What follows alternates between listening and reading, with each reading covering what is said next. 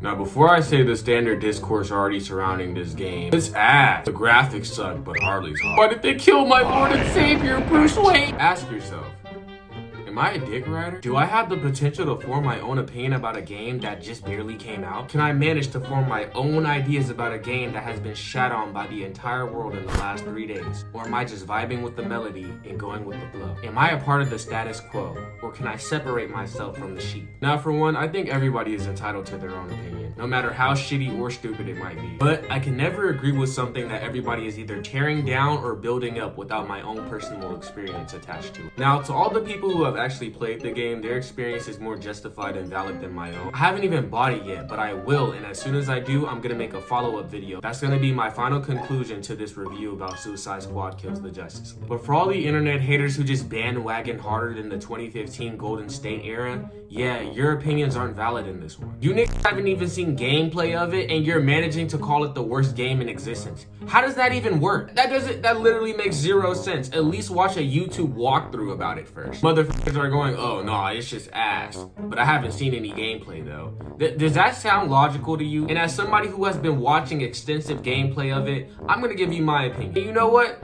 It's mid. It's not even ass. There are some excellent points of this game, but there are also some really terrible ones. So overall, let's get into what I actually liked about the game. It looks pretty cool, let's not lie to ourselves. The broken down and apocalyptic version of Metropolis is something that I never knew that I needed. It looks like a Fallout game made a decent version of Cyberpunk. It's not the best map that Rocksteady has made, but these are the same developers that made the Gotham map. By the way, that has to be one of the best and most iconic versions of Gotham City that we have ever got. Like what the f was Nolan doing? Bro had us in regular ass Chicago or New York. I don't even know what city that was for real. Insert random metropolitan area, and that's what Nolan had our asses in. But these game designers always had a special talent for making these classic designs and layouts come to life. Their world building is actually pretty fantastic, and we have to give them their praise for that. And I also enjoyed the dialogue. Yes, Nick, the damn dialogue, it was pretty good. I, for one, found it pretty funny. People that say that it was cringe or it could have been funnier are the same people that would have written the Spider-Man Lotus script. Everyone's a critic until it's your time to shine. Captain Boomerang was a perfect fit for this game. He acts exactly like the drunk asshole that we all love to hate, and it seems like he was always on character throughout the entire script. I think he has the most consistent character and personality throughout the entire game. I also really enjoy King Shark's weird and awkward way of trying to mesh in with the group. It's like he desires to be accepted by anyone who gives him the time of day. And these weirdos are the people that he ends up with, but they're literally all a perfect fit for each other. So the team chemistry really isn't bad at all. Each person meshes well with the next. Of course, some of the parts were cringe, like Harley grabbing Deadshot's cheeks when she literally couldn't just have,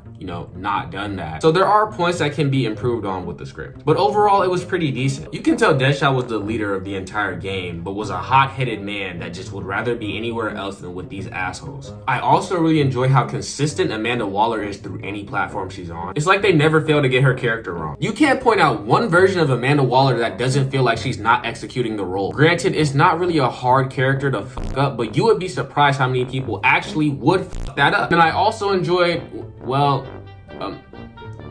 I don't think I really have anything else. Now let me start doing what you guys actually enjoy on YouTube and repeating the same cycled rhetoric, the same shitted out bullshit, the same critiques that you guys have heard on repeat for the last 3 days. The gameplay is shit. You literally struggle with the controls and the moves feel too linear and boring. It's like you're not experiencing anything new while playing this game. It feels like a standard third-person shooter. And that's the problem. Why does everybody have guns? These are high-powered and technically advanced aliens that Brainiac made. How in the fuck would Penguin already have some shit ready for this type of scenario? Not to mention killing the fucking Justice League. And that's another thing that ruined this game, and probably the biggest thing that ruined it.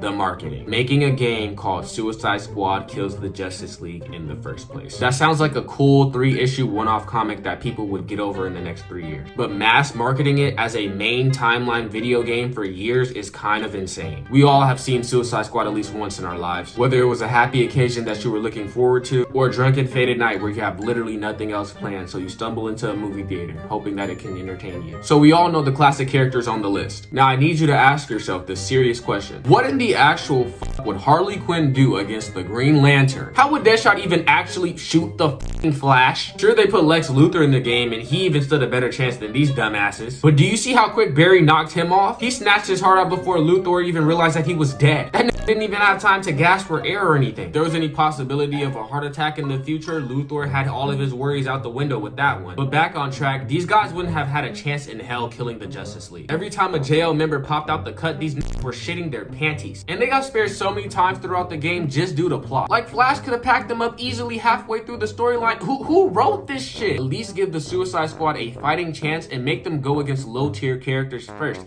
That makes the most sense, right? They could have introduced Green Arrow and Black Canary as the first people that got manipulated by Brainiac, and they would have to fight them. It would make sense if the Suicide Squad had to fight up the ranks of the Justice League first, and then in the final battle fight the Flash. And then after they fight him, just end the game, end that shit right there. That would literally give room for a part 2 so you guys could develop the storyline a lot better and then craft a plot that would actually make sense to the audience. DC fans didn't want to watch any of their favorite heroes get bullied by low-class villains. That is not what niggas want to spend $80 for. And then the worst thing they could have done in this game. I know I'm backtracking by saying what I said previously. Actually, this is the worst thing they could have did in this game. Kill the Batman. This would really need its own rant by itself, but I'm gonna summarize it right now. Many of you know I hate the Batman. I can't stand anything about it. What he stands for is stupid. The moral compass that he has is worse than the one Jack Sparrow be using. And he's a rich asshole who cosplays as a psychopath. He's shit. But who I hate more than the Bat himself is his undying cult fan base. These niggas just do not quit when it comes to saying dumb shit about Batman. They think that he is a literal god that can do no wrong. So ask yourself, DC, knowing exactly what fan base you have bred through this character,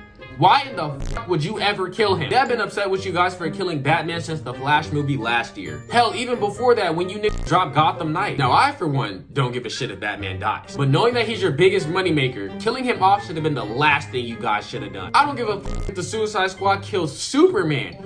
You better make sure that Batman is walking out that bitch alive. If he was the last one to make it out, that would have at least kept half your fans. And you guys not only killed Batman, you killed probably the most famous and well-perceived version of the character in existence, Arkham Batman. Bad writers have fully denounced DC for doing this, and I really can't blame them. You guys know that Arkham Batman holds a special place in their hearts. They talk about it all the time. Are you guys dense enough to not understand that that's literally their favorite one, and you decided to make Harleen Quinzel shoot him in the fucking face? There's a difference between making a bold choice for plot and shock value. A bold choice can lead to improvements in future controversies and challenges that characters can go through. It can make the overall experience of a movie or a game better. Like when the Avengers lost at the end of Infinity War. It was a very bold choice to kill off characters that we've grown to love over the years, because they kept the main Avengers that we all grew up with originally, and then they sacrificed them at the final climax, which felt very deserved. It felt like a well-deserved death that wasn't just out of the blue. But shock value.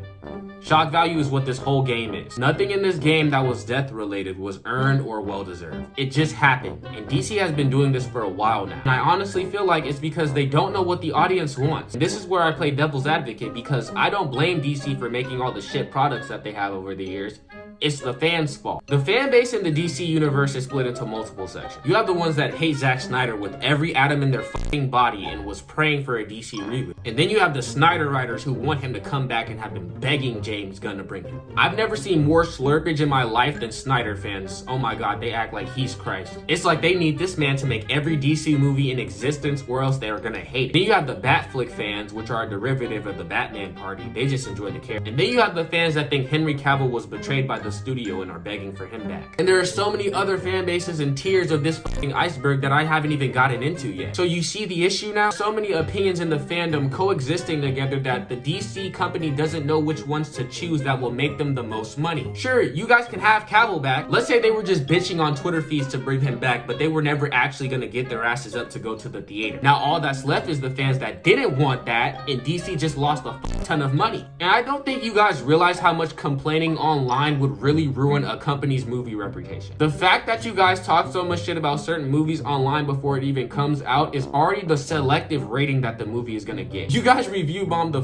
out of Madam Web, so I already know that movie's not even gonna touch 100 million. Word of mouth can really ruin a movie's reputation before we even get to see it, and that's exactly what happens to DC stuff. And I can make this claim for literally any other fandom that DC has. They are so divided as a fan base that their own company doesn't even know how to please them anymore. If DC fans could all agree agree on one thing that they would like to see on the screen, then you guys will get better games and movies. Marvel fans say the same shit about the MCU. Stop writing corny jokes and lock the fuck in. The MCU heard that, took it into recognition, and started writing more serious tone shows. Granted, they aren't all that great yet, but with time, they'll start to improve. You guys need to get together in a little DC huddle and figure out what route you want the studio to go down. If you don't, then they're gonna keep making shit like the game you guys just complained about. And that's my take on this. The game isn't that ass, it's just mid. But DC fans hate DC so much, anything that their company pushes out for them, they're automatically gonna hate bomb it. They don't give it a chance. So open your mouths and get ready for that shit sandwich that Suicide Squad Kills the Justice League is. And say thank you, DC. Thank you for making this game for me.